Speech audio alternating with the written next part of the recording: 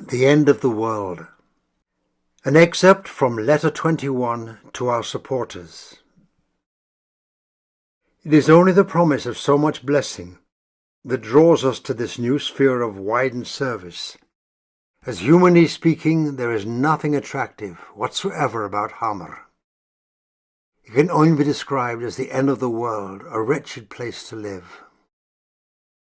We'd finally entered the lowlands, a country of scorched hills, dry sand rivers, and sprawling thorn brush, where lions roared outside the house after dark and the yard had to be scraped bare for fear of snakes. Rain fell for only a dozen days or so a year, and unpredictably, making any kind of farming a gamble. Famine and drought were perennial. Hamar Station was a speck on the literal edge of the map, 50 miles north of the Kenyan border and 5 times that distance from the nearest town.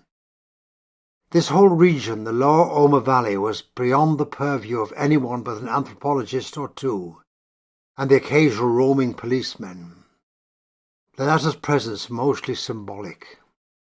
The major development agencies had completely ignored it.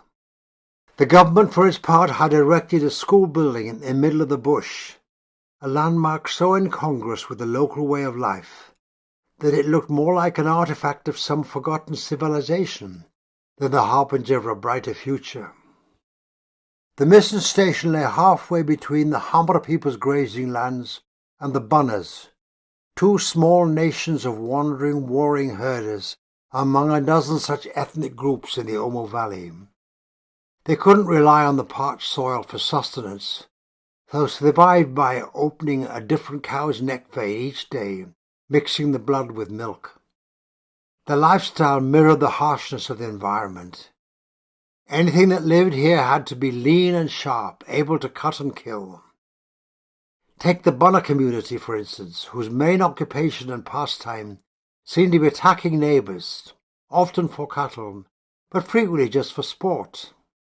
Every boy aspired to one day to take a life. Elephant, lion, buffalo, or human, marking him as a warrior and winning the girl's adulation.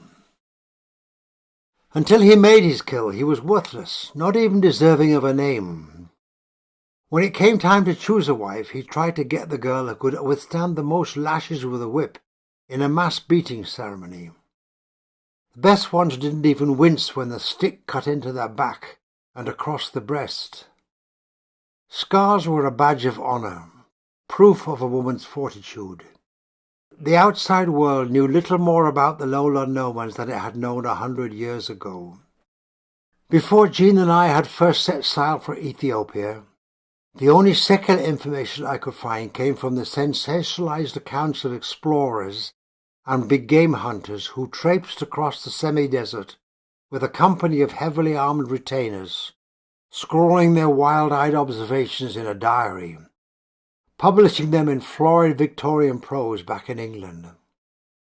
The missionary literature available at the time cast an exotic fog over the peoples of southwest Ethiopia, unevangelized and living in pagan darkness. Hamar Station and environs, the end of the world. It was a vast, violent, sunburnt patch of scrub, but to me it was full of promise. We'd reached the nomads at last. God had been drawing us further and further south for years. It was as if we were swimming in an ebb tide, pulling steadily away from the shores of established churches and mission projects to the people who were the last and least, last by every metric and least likely to hear about Jesus. Some years before, God had given me a vision to reach the nomadic warlike people living in the lowlands. They hadn't rejected Jesus. They never even had a chance to do so. The Hamar, the Bunna, and many others were lost not by choice, but by chance. Living off the beaten track was enough to keep them from hearing the gospel. When the Walaiti elders at Sodu had spoken those portentous words, "We are ready to go with you to the people who haven't heard," I thought it might be a straight line to the lowlands. As usual, God had other plans.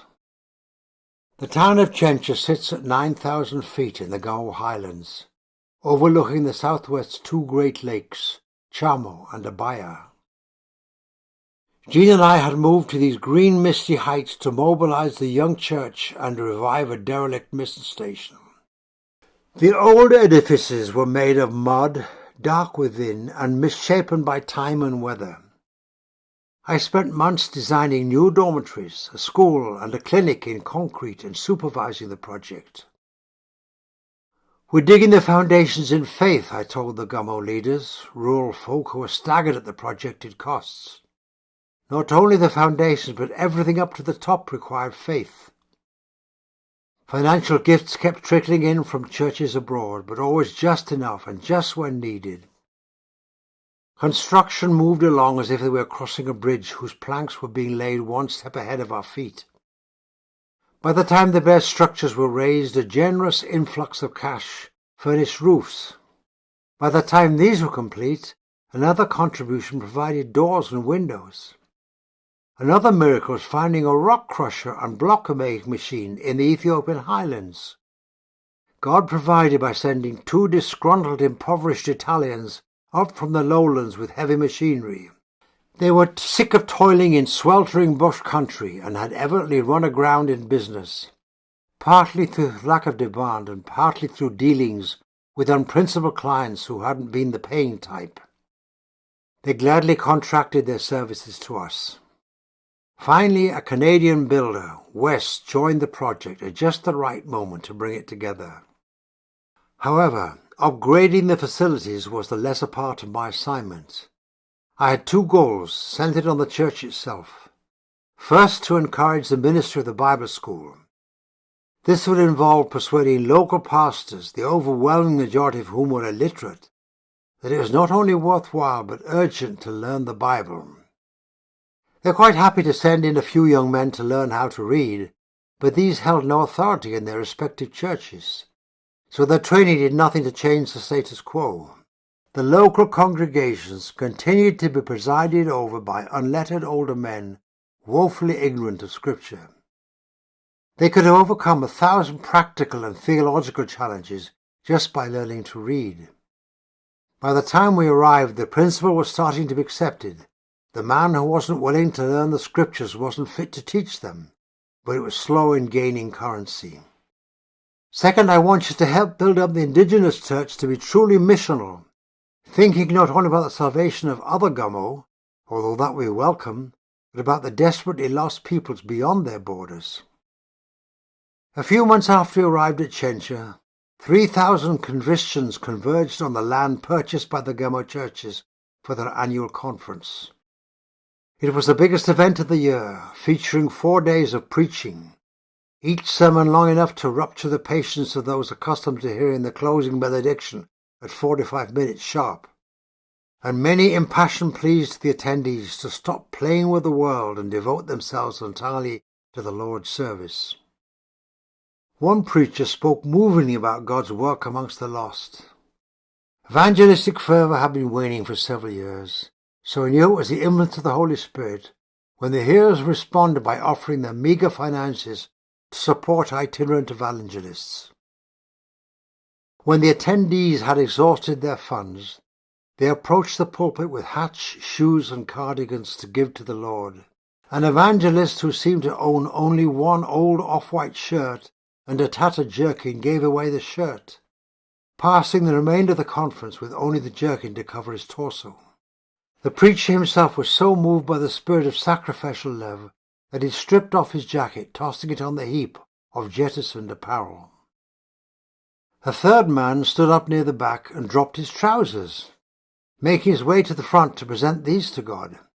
I was relieved to see that he had a pair of shorts on underneath.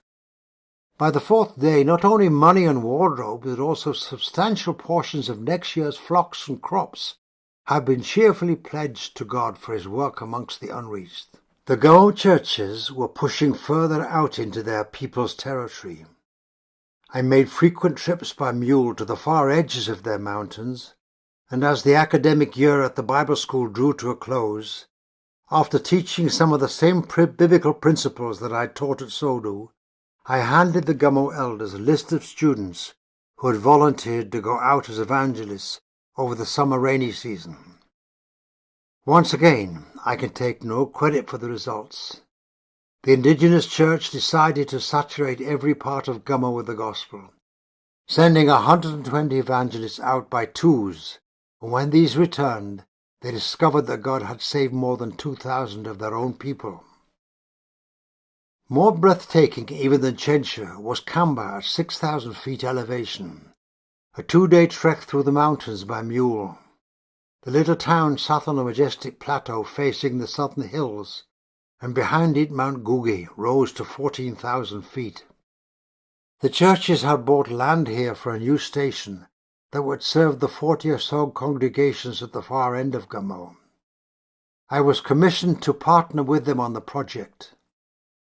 Local Christians brought red cedar poles, the only wood impervious to the ravages of white ants, and we helped finance the tin roofs for the buildings. I was delighted to find that the land where they'd chosen to build the school and clinic abutted the only patch of ground suitable for an airstrip, a minimum of 50 yards wide and 600 long. If we could bring an aircraft, we'd have access to many good things, medicine, supplies, and of course Jean.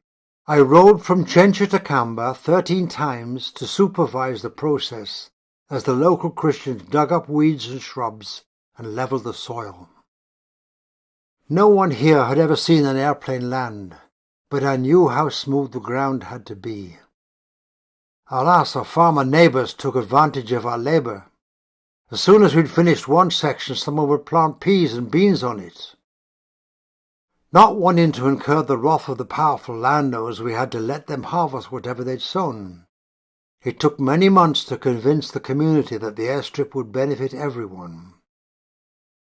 What I prized most at Kamba was the end of the airstrip, the edge of the plateau. In the evenings I sat there and prayed, looking out over the southwest where I could see the territory of several nomadic peoples. I'd been down there twice with my mule and caught glimpses of their lives. Something inside me soared as I gazed out over the Tsamai people's hills, and further, beyond what I could see me with the naked eye, to where Bunna and Hama herdsmen were roaming around the bush at this very moment, gathering their cattle into thorn-branched corrals, retreating to their huts as the darkness descended. I could feel the Holy Spirit drawing me to those peoples who knew nothing of Jesus, a dozen little nations in the same desolate plain, all living in fear of curses, of demons, of murder, of each other. The love of Christ compelled us to go. The tide was pulling out. We were preparing for the pivotal church conference at Chencha. The Gummo elders had acknowledged that they'd covered their entire area with evangelists and were ready to consider going out beyond their borders, an enormous step for a quiet, insular people who had never left their own country, except in extreme emergencies. The success of the 120 evangelists over the summer had stirred a new boldness, an eagerness for God to fulfill his purposes. It was a crucial moment. We prayed for the right men and women to respond to the call. My duty seemed endless as we braced ourselves for the arrival of thousands of attendees. The water supply had to be stocked, lighting set up, grass harvested for spreading around the floor, toilet holes dug, and the half-finished bamboo tabernacle under which we'd meet, a long high pavilion, finished. Less than a week away, disaster struck. Jean and little Moira, 3 months old, came down with terrible fevers. Moira was so sick that night that I thought we'd lose her. And we would have, had God not provided Joyce, an Irish nurse on temporary assignment, to help Jean at the clinic.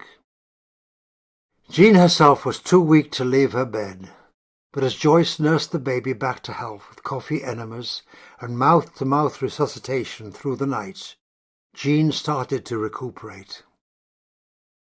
We were still thanking God for saving Moira when Jean came down with an aggressive viral infection. None of the medications were working, and 2 nights later she was in a dire condition. She tossed on the bed, drifting into delirium and rising to the surface again, murmuring wild half-sentences. I would have driven her to Sodo Hospital 80 miles away over a rough road, but so much remained to be done for the start of the conference, and there was no one else to do it. There was also a slight mechanical problem. The Land Rover's fuel pump had recently stopped working. While I devised a quick fix, strapping a jerry can of fuel to the engine with wire, and even driven it on a couple of local trips in that hazardous state, I didn't dare to take it out again for fear of setting the whole thing ablaze. In a hurry I went to my friend Tafa's house, desperately hoping he'd be there. Tafa drove a primitive old Land Cruiser around the district, making a living as a taxi driver, and returned to Chencha every week or so. I never knew when he'd show up again, but Jean had delivered his last child, and I knew he'd help us if he were around. Only his wife was at home. I explained the crisis. She promised to send Tafa over as soon as he reappeared, whenever that might be. We were running out of options. Our freshly levelled airstrip was of no use, since we had no radio to summon an emergency airplane. Meanwhile, the first few hundred guests were already pouring onto the church's land. The conference would be underway in less than 36 hours. The night was passing. Jean was slipping away. Daybreak was imminent. I was just about to risk driving our own highly flammable vehicle out to Sodu when I heard the roar of a familiar engine outside the house. Tafa had arrived, his taxi crammed with men, women and children for the return journey down the mountains. He was making good on his wife's promise. He shouted to the other passengers to clear out the middle seat, which they did by some feat of contortion, wedging themselves into the already full front and back to make room for Jean to lie down. I never want to repeat that moment. I carried her to the taxi in my arms, her breathing laboured, eyes fearful, flashing strange dreams that couldn't be separated from waking. I didn't know if I'd see her again. I arranged her gently on the seat, and Joyce climbed in to keep watch over her, baby Mora still in her arms. The taxi went bouncing on its way. Godspeed. It's at times like these that we can prove the full depths of God's love and peace in our hearts. Between taking care of Ian and Megan, our two middle children, I resumed my labours with a miraculous serenity. The preaching and worship began, and the Holy Spirit moved powerfully. After the attendees responded to the Lord's conviction about sin and many personal matters, the outpouring of gummo generosity that would seem before flowed again. Hundreds of people draped articles of clothing over the platform rail as offerings for the work of the gospel. Others lined up to register pledges of money, sheep, oxen, mules, honey and cotton. Satan was sparing no effort to block and destroy the work of God. On the final Sunday morning, I woke up feeling the same malaise that Jean had felt at the outset of her sickness. I dragged my feet to the conference pavilion, dreading having to wait the long minutes between now and whenever I was supposed to address the crowd. Preliminaries, always preliminaries. They should have scheduled me first. Praise, prayer, some introductions for the day. Reflections on yesterday, a lengthy sermon. I grimaced and prayed hard under my breath. Lord, strengthen the feeble knees. I could feel the virus sapping my strength by the minute. At last the speaker ahead of me took his seat. I climbed miserably up the stage as if it led to the gallows. I'd never felt less like speaking to anyone, let alone to an audience of this size. The scene swayed before me. The roof began a slow, graceful rotation in my peripheral vision. I placed my sweaty palm on the platform rail to steady myself. 6,000 upturned faces swam and merged down the length of the pavilion, featureless and kaleidoscopic. They were waiting for me, Lord Jesus. I launched into the message I had prepared, painfully present in the body, yet strangely detached from the act of speaking. Afterward, I couldn't remember most of what I'd said, but sometime near the end a new focus and clarity overtook me. I became deeply conscious of Christ's constraining love, which places in us concern for the sheep that don't yet belong to his fold. The message itself was sustaining me, revitalizing me. I spoke of the wretched spiritual and physical plight of the people south of the mountains, the 10 or 12 ethnic groups just beyond the Gummo who are living in bondage, poverty and darkness. They would never be reached by recordings, radio broadcasts or brochures. The only way was for followers of Jesus to live among them in their barren grazing lands, to adopt their lifestyle and show them the love of God in flesh and blood. I'd recently visited Hammer Station twice, the lonely outpost where one foreign missionary family and several Walite evangelists were living with their wives and children, and I'd seen firsthand the austerity of daily life, the constant struggle to get enough food, the relentless heat, the threat of wild animals, the inhospitable thornland that made up their world, the aloof, violent, often cruel ways of their nomadic neighbours. I painted no easy picture of lowland existence. Then the summons. If any of the experienced evangelists are willing to take on such a challenge for God. But before I'd even finished the thought, people are getting to their feet, volunteering themselves to go to the unreached. 17 came forward to have their names recorded by the elders. Even as others began to rise all across the congregation. Grateful and spent, I stumbled down from the podium and crawled back to bed, a trying 500 yards uphill from the pavilion. The elders could deal with the morning's blessed aftermath. The sunlight had softened, now slanting through the trees by the time I woke again. I felt as if I'd surfaced from some nocturnal deep-sea dive, disorientated but strangely refreshed. The evening session was the last of the conference, so I set up a projector to show some colour slides of the people to whom Gummo had dedicated themselves. It was a wondrous, almost amusing thing to see how a community such as the Gummo, impoverished by Western standards, could be so shocked and moved at the sight of those less fortunate than themselves. They were appalled when they saw piles of iron rings on the Hammer women's neck, arms and legs, reducing their movements to a clanking, rattling shuffle. Only after death could these decorative chains be removed by dismemberment.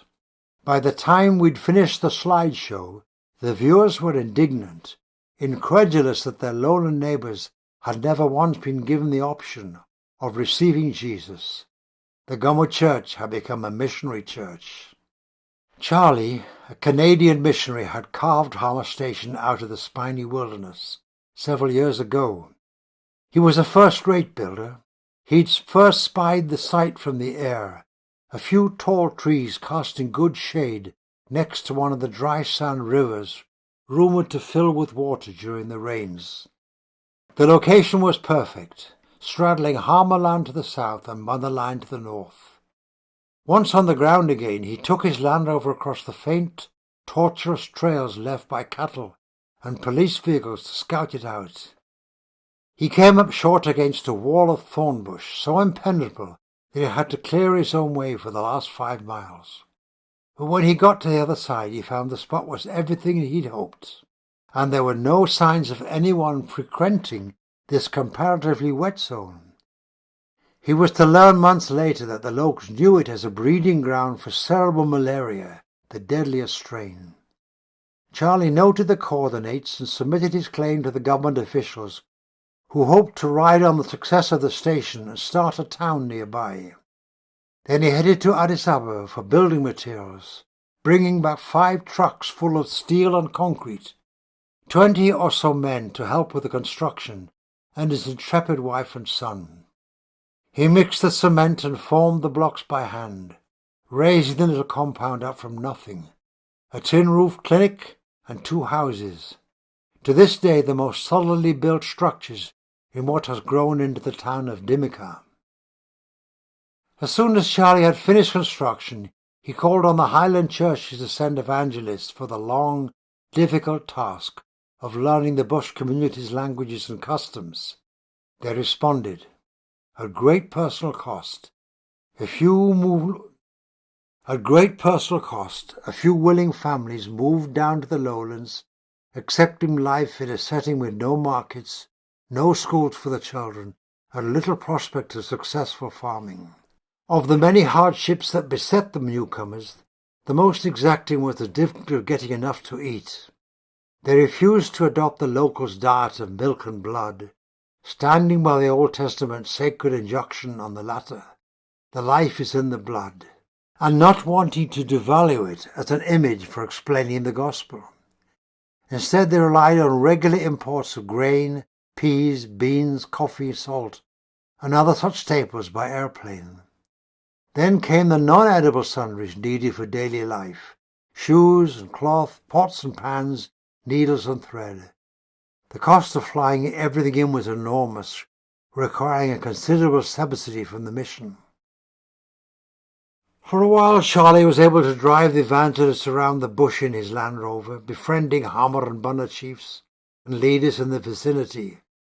But this became untenable as the number of families increased until there were some 15 spread throughout the area. This was where I was called in to help. The evangelists had asked for mules so that they could travel more freely, send for necessities such as medicine, and get their wives or children out to the clinic in an emergency. I chose a few Gummo evangelists to accompany me on the long trek down the mountain and through the rugged hills to Hammer Station. 8 men, 6 mules, 1 horse. That was our party. It was theoretically a 4 or 5 days' walk. When we reached the lowlands, though, we discovered that at least 3 local ethnic groups were locked in a bitter conflict over water and grazing land. It was a fitting introduction to a part of the country where small-scale wars and skirmishes start as easily as brush fires. For days we crept furtively through the wilderness, taking hidden trails and lengthy detours to avoid battle scenes, praying that none of us would get speared or shot on the way. Late on the 9th day, as we came over the crest of a hill, we saw the bald patch in the brush, signifying the crude airstrip from which we'd fly out again in 2 days. We ran and stumbled over the last 2 hours of the trail to the station, arriving just after dark. The mules and horse were a great boon to the evangelists, but within a couple of years they'd all succumbed to the predations of disease or lions. This land was hard on living things. The evangelists needed replacements. It was during my second visit to Hammer Station that Charlie revealed to me his health condition. A lifetime of using power tools had left him with maddening tinnitus. The ringing in his ears had become so sharp and unrelenting that he could no longer bear it. He was returning to Canada for treatment, hoping to resume the work here in a year or so. Would I look after the place while he was gone? I was ready. Nobody else wanted to settle in this thorny backwater, but I had been dreaming of nomads for quite some time. The field was bleak, but it held priceless treasure. If we wanted a spiritual harvest in this harsh land, we'll need a physical one first. For the evangelists to be able to stay here, they need a sustainable feed source, and that meant eventually trying to grow crops. The costs of flying everything in couldn't be borne much longer. I schemed. I nursed little impossibilities, and they flowered into the preposterous. It was a twofold problem: the evangelist's dietary needs and the never-ending cycle of famine and starvation in this region. As far as I knew, no one in this part of the country had tested whether agriculture was viable, but it seemed that the only way to provide for the evangelist families, and someday perhaps even alleviate the suffering of the band on the Hammer, was to produce food on a much larger scale than manual labour would allow. In short, we had to get a tractor and plough to the end of the world and start a farm here. The whole idea smacked of starry-eyed fantasy. Innumerable ifs stood in the way. If we could buy a tractor in decent condition at low cost, if we could drive it hundreds of miles across mountains and gullies, down treacherous slopes, on roads so degraded they didn't even look right roads, if the tires didn't blow out on the sharp rock or thorn brush, if it could be kept working in order with minimal supplies in the lowlands, miles and miles from the nearest kin, from fuel and spare parts, if the rain came when we needed it, if the seeds didn't die in the soil's dry embrace, if things like corn could even be wrung out of the untamed, untried scrub at all, if enough crops would come up to feed our small village of evangelist wives and children. The first few ifs, it turned out, contained enough impossibility for a lifetime. Once we'd passed those, we had faith for the rest. The whole experience narrowed into a single episode that has, to this very day, epitomized fear for me, or rather how to go beyond it. The government had kindly granted us a plot of land in this dusty country, and I intended to test its potential. The fact that nobody else for 250 miles around had ever asked for such a concession, and that there were no other tractors within 350, didn't deter me. First order of business: acquire a tractor, basic equipment, and seed. I scraped together what little money I could and searched faraway towns for the parts we needed.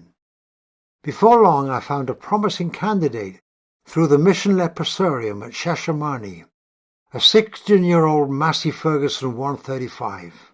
The diesel engine works most of the time, the hydraulic system some of the time. It met our standards, so I made the purchase. I persuaded a local blacksmith welder to fashion the sort of two-wheeled, low-slung, multi-purpose trailer that be towed across the mountain and desert trails. The finishing touch was an old Land Rover roof, welded on top of the tractor for shade, which never did snap off as expected. It was a freakish contraption that merged from all our tinkering.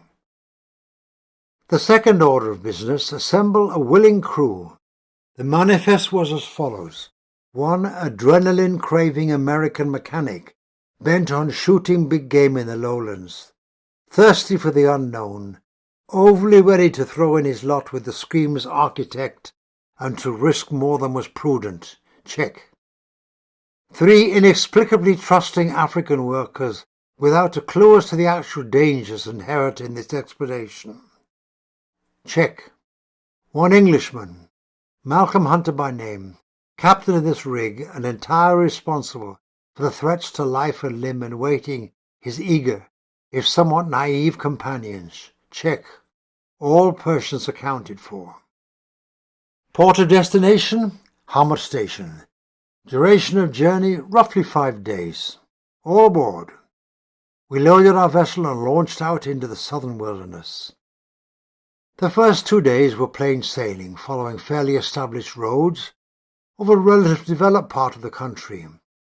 On the 3rd day we ran out of these sort of tracks which pass as roads in rural Africa and headed deeper into the bush where cattle and big game had forged trails through the hills and mountain passes.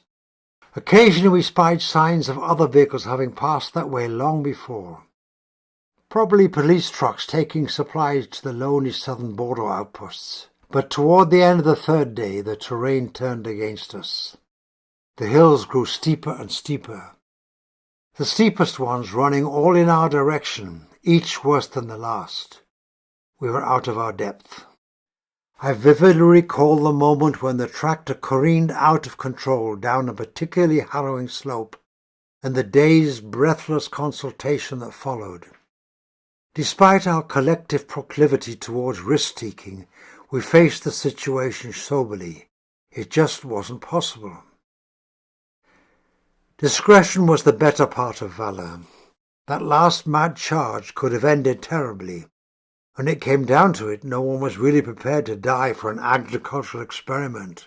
With long faces and heavy hearts, we turned the whole outfit around and prepared for the hard uphill retreat. It was there that the real nightmare began. We quickly discovered that there would be no returning. The hill we'd just barreled down was so steep, the soil so loose that our ungainly caravan couldn't get back up. After a short run on full power in bottom crawler gear, the tractor ground to a halt. The big balloon tires at the rear kept turning, but they were no longer making forward progress.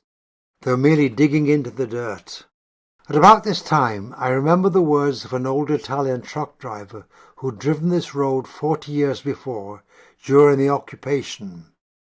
He'd said that the steepest hills all ran east to west, the same way we were going. He'd also warned that the last hill was by far the worst.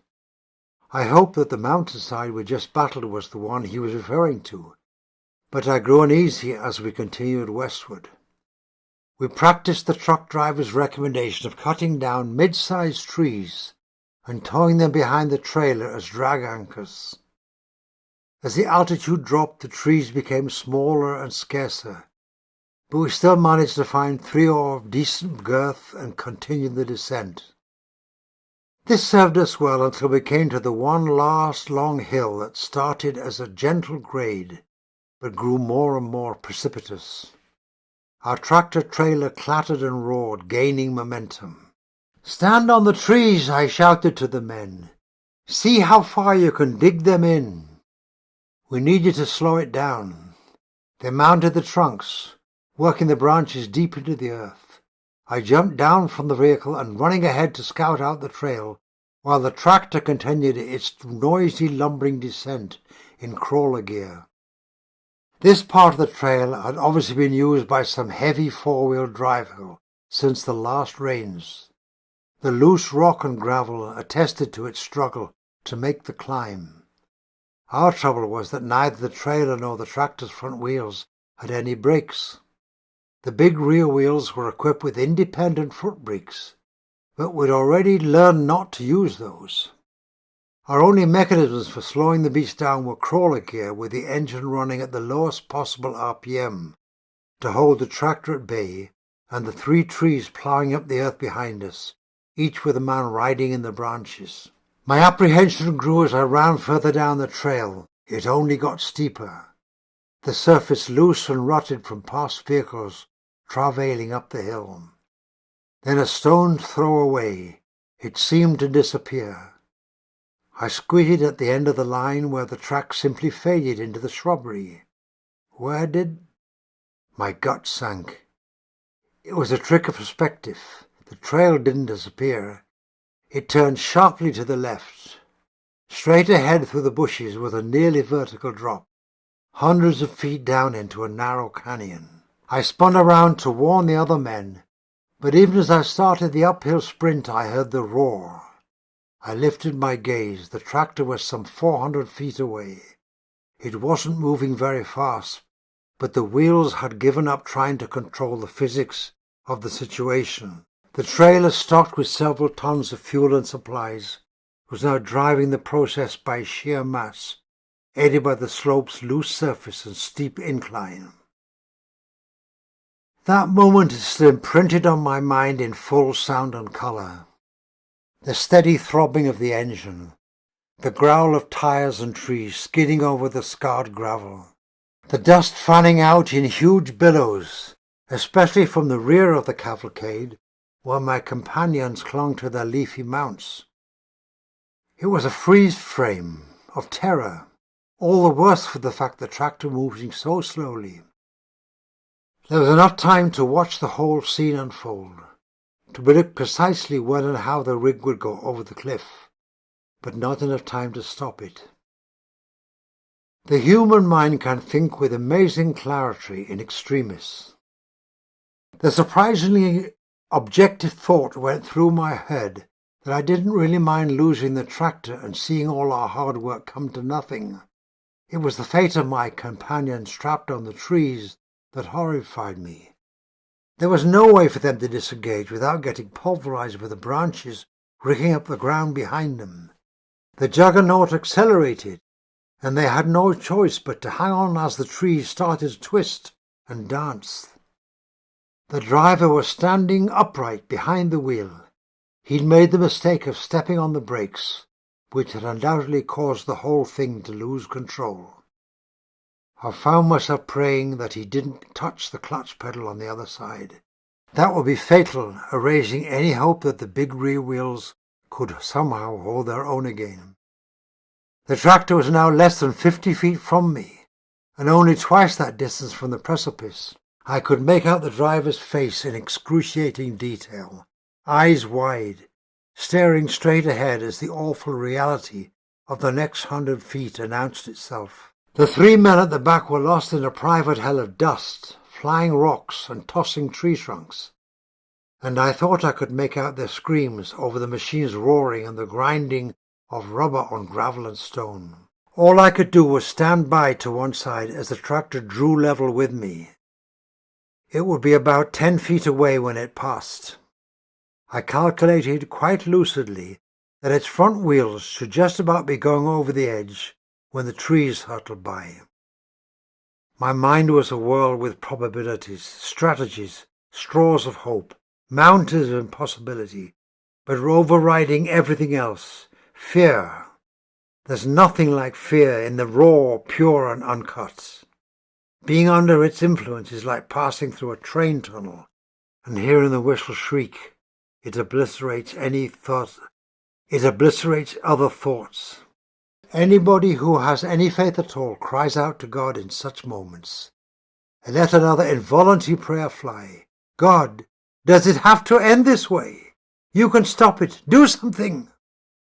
All at once the clamour subsided. I realized that I'd been waving both arms, screaming to the driver in Amharic, Zur! Zur!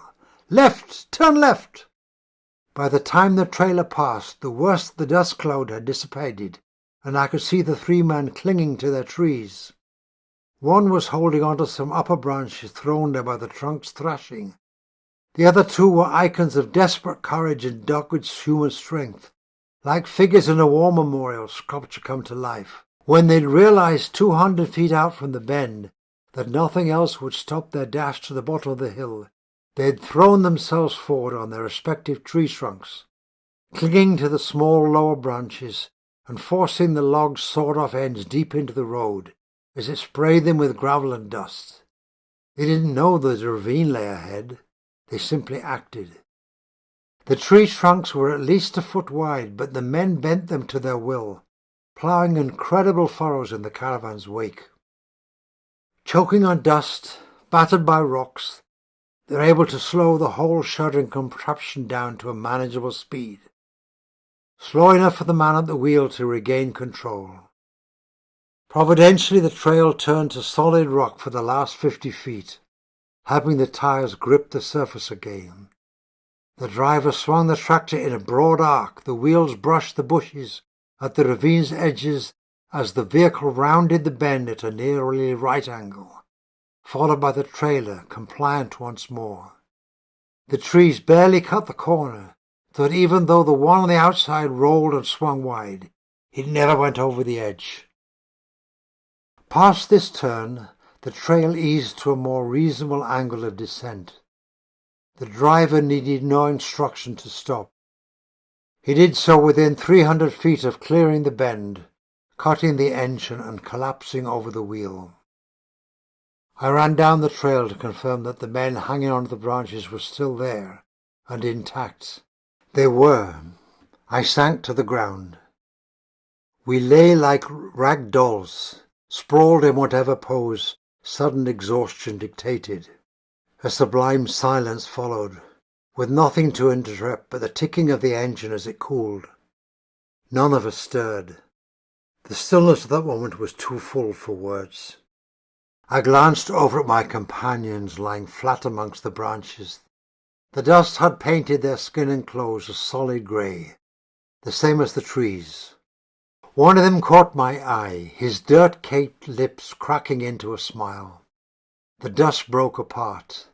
A thin line of white teeth emerged from the mask. All of us burst into laughter, hysterical, joyful. The joy of being alive almost hurt. Gasps and shouts tore the silence. Tears streamed down the tree handler's cheeks, carving out muddy rivulets. Fear is a remarkable emotion. Those riding on the bucking trees at the back, who were in the greatest danger, said they felt nothing.